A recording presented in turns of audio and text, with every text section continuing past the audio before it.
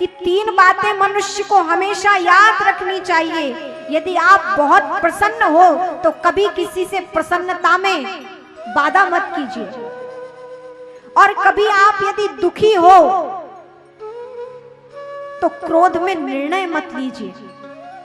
और तीसरी बात, यदि आप अत्यंत दुखी हैं तो क्रोध में कोई वाणी मत बोलिए।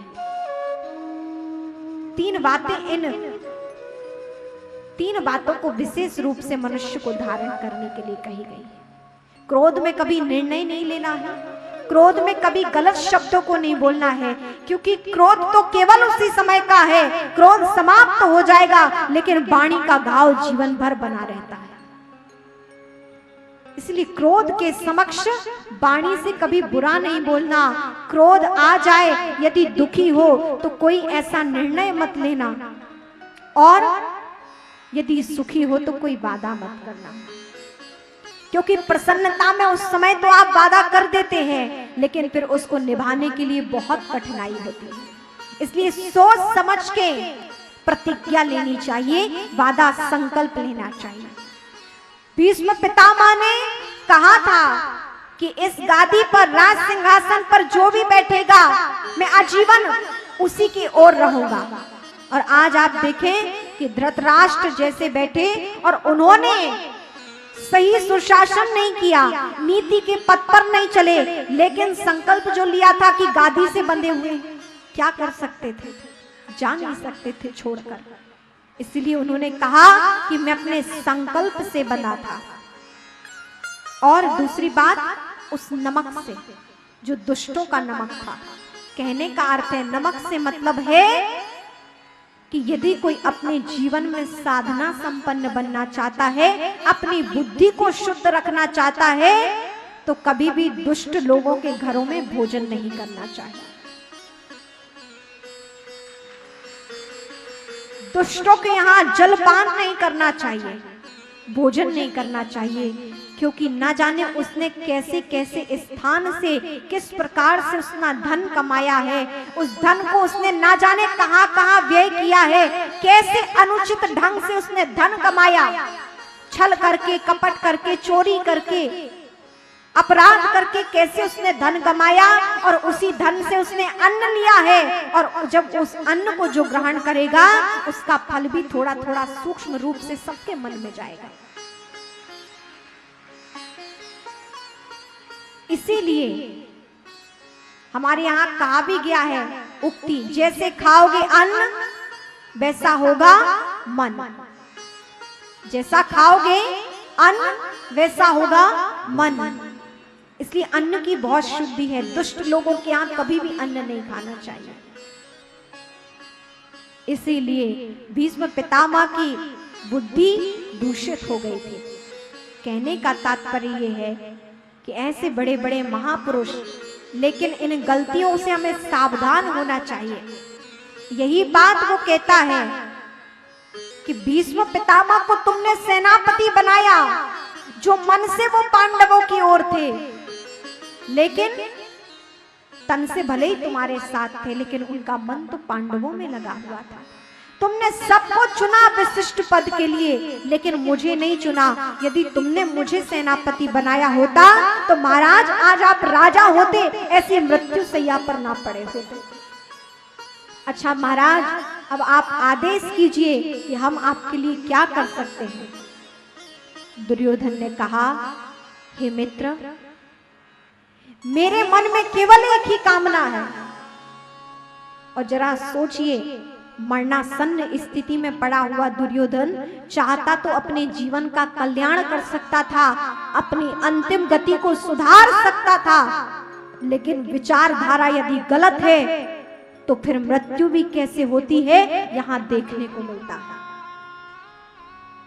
यदि विचारधारा गलत है तो आप कितने भी बड़े कुल में जन्म क्यों ना ले लो, कितने भी बड़े गुरु के शिष्य क्यों ना हो जाओ, कितने भी बड़े धनवान क्यों ना हो जाओ, कितने भी बड़े आप पदवान क्यों ना हो जाओ, यदि विचारधारा अच्छी नहीं है तो आपका कभी कल्याण नहीं हो सकता। क्या कमी थी यहाँ?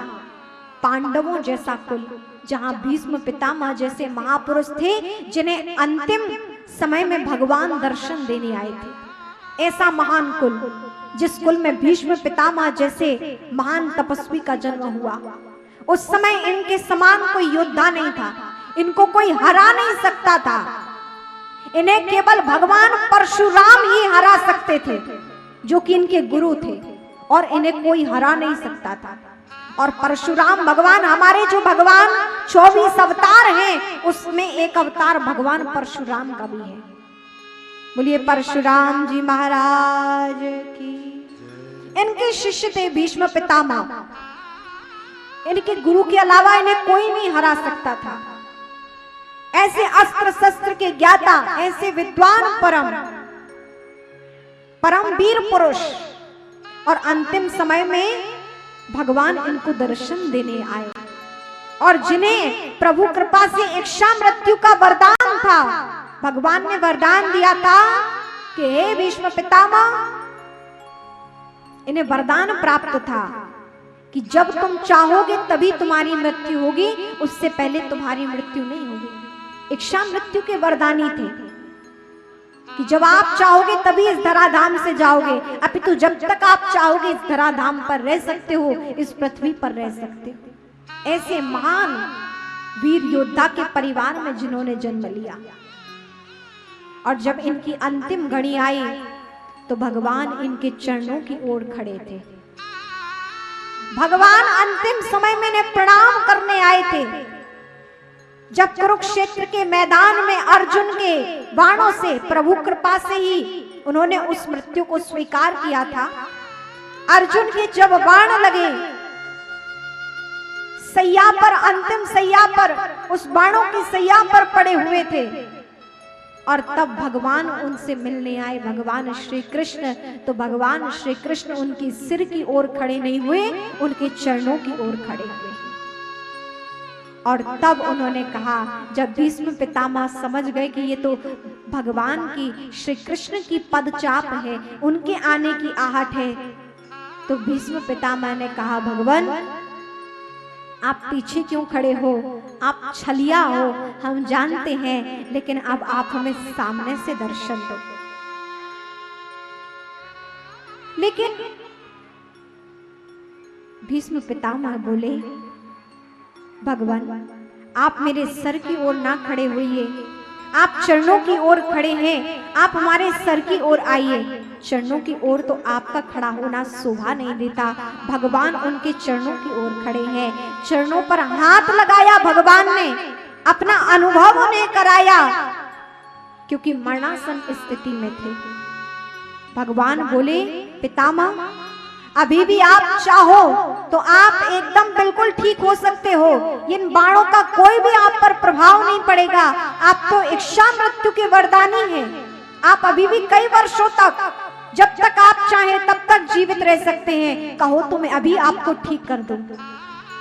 भीष्म पितामह ने कहा, भगवान जो सारा संसार जिसकी कामना करता है वो आज मेरे सामने खड़ा हुआ है, इससे अच्छी मृत्यु और क्या होगी।